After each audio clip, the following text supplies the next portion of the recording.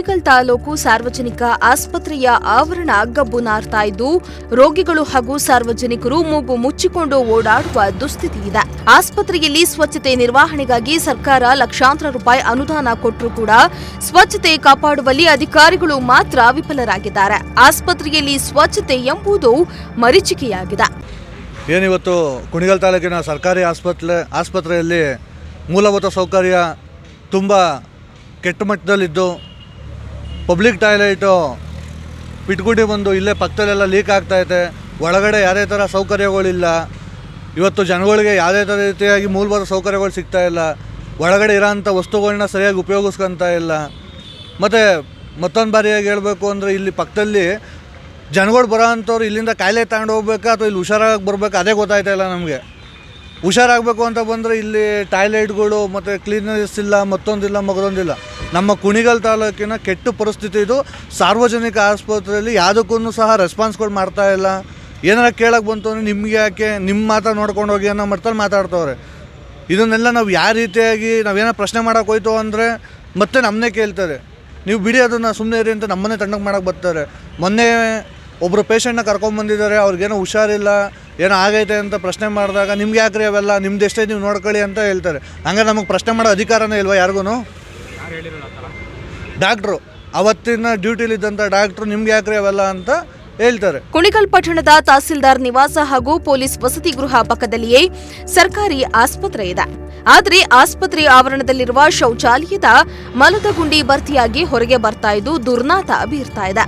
ಇದರಿಂದ ಆಸ್ಪತ್ರೆಗೆ ಬರುವ ರೋಗಿಗಳು ಹಾಗೂ ಸಾರ್ವಜನಿಕರು ಮೂಗು ಮುಚ್ಚಿಕೊಂಡು ಓಡಾಡುವ ಪರಿಸ್ಥಿತಿ ಇದೆ. ಇನ್ನು ಸರ್ಕಾರಿ ಆಸ್ಪತ್ರೆಯಲ್ಲಿ ಶೌಚಾಲಯಗಳಿಗೆ ಬಾಗಿಲುಗಳೇ ಇಲ್ಲವಾಗಿದ್ದು ಮಹಿಳೆಯರು ಪರದಾಡುವಂತಾಗಿದೆ.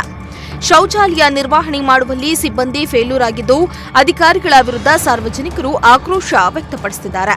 ನೀವು ಇಷ್ಟೊಂದೆಲ್ಲ ಕ್ವಶನ್ ರೈಸ್ ಮಾಡ್ತಾ ಇದ್ದೀರಲ್ವಾ, ಇಷ್ಟೊಂದು ಕ್ವಶನ್ ರೈಸ್ ಮಾಡ್ತು ಅಂತಂದರೆ ನಿಮ್ಗಳಿಗೆ ಏನಾದರೂ ನಿಮ್ಮ ಕೈಲಿ ಆಯಿತು ಅಂತಂದರೆ ಜನಕ್ಕೆ ಒಳ್ಳೇದು ಕೆಲಸ ಮಾಡಲೇಬೇಕು ಅಂತ ನಿಮ್ಗೆ ಏನಾರು ಅನ್ನಿಸ್ತು ಅಂತಂದರೆ, ಡ್ರೈನೇಜ್ ಪಿಟ್ಗುಂಡಿ ಇದಾಗಿದೆ, ಡಯಾಲಿಸಿಸ್ ನೀರು ಅಲ್ಲಿಗೆ ಎಷ್ಟೋ ಸಾವಿರ ಲೀಟ್ರ್ ಬರ್ತಾ ಇದೆ, ಅದನ್ನು ಕ್ಲೀನ್ ಮಾಡಿಸ್ತಾ ಇದ್ದೀವಿ. ಆದ್ರೂ ಎಲ್ಲರಿಗೂ ಕಂಪ್ಲೇಂಟ್ ಮಾಡಿದ್ದೀವಿ, ಯಾರೂ ಕ್ಲೀನ್ ಮಾಡಿಸಿಲ್ಲ. ಅದನ್ನೇನಾದ್ರು ನಿಮ್ಮ ಕೈಲಿ ಆಯಿತು ಅಂದರೆ, ನಿಮ್ಮ ತಾಕತ್ತಿತ್ತು ನೀವು ಕ್ಲೀನ್ ಮಾಡಿಸಿ ಅಂತಂತಾರೆ. ಮೇಲ್ಗಡೆ ಬೆಡ್ ಇದೆ, ICU ರೂಮ್ ಇದೆ, ಆಕ್ಸಿಜನ್ ಸಿಲಿಂಡರ್ಸ್ ಇದೆ, ಯಾವುದೂ ಉಪಯೋಗಿಸ್ಕೊತಾ ಇಲ್ಲ. ನಿಮ್ಗೇನಾರ ಅಷ್ಟೊಂದೇನಾರ ಸಮಾಜಮುಖಿ ಕೆಲಸ ಮಾಡಬೇಕು ಅಂತ ಏನಾರ ಇಷ್ಟ ಇತ್ತು ಅಂತಂದರೆ ಮೇಲ್ಗಡೆ ಬೆಡ್ಸ್ತಾ ಕೆಳಗಡೆ ನಿಮ್ಮ ಕೈಲಿ ತರ್ಸೋದಕ್ಕಾಗುತ್ತೆ ಅಂತ ಅಂದ್ಬಿಟ್ಟು ಕ್ವಶನ್ ಕೇಳ್ತಾರೆ. ಇಲ್ಲಿರೋ ಲೋಕಲ್ ಡಾಕ್ಟ್ರುಗಳು ಎಲ್ಲರೂ ಪ್ರತಿಯೊಬ್ಬರೂ ಇಲ್ಲಿರೋರೆಲ್ಲ ಅದೇ ಥರನೇ ಮಾಡೋದು. ಒಬ್ರನ್ನ ಕೇಳ್ತವ್ರು ಒಬ್ರು ಇನ್ನೊಬ್ರ ಮೇಲೆ ಇದು ಮಾಡೋದು. ಮೇಲ್ಗಡೆ ಹೋಯ್ತು ಅಂತಂದರೆ ಡಾಕ್ಟ್ರುಗಳು ಕವರ್ ಸಾಕ್ಸ್ ಎಲ್ಲ ಬರುತ್ತೆ, ಅದನ್ನೇ ತಲೆಗೆ ಹಾಕೊಂಡು ಮಾಡ್ತಾಯಿದ್ದಾರಂತೆ. ಯಾಕೆ ಇವ್ರು ಹೋಗ್ಬಿಟ್ಟು OT ಇದರಲ್ಲಿ ಬರ್ದಾಕಿದ್ರೆ ಯಾರು ಇದರಿಂದ ಕಳಿಸಲ್ವಾ ಸರ್ಕಾರದಿಂದ? ರೂಮ್ ಕೊಟ್ಟಿದ್ದಾರೆ. ICU ರೂಮಲ್ಲಿ ಒಳ್ಳೊಳ್ಳೆ ಆಕ್ಸಿಜನ್ ಮಿಷಿನ್ಗಳಿದ್ದಾವೆ.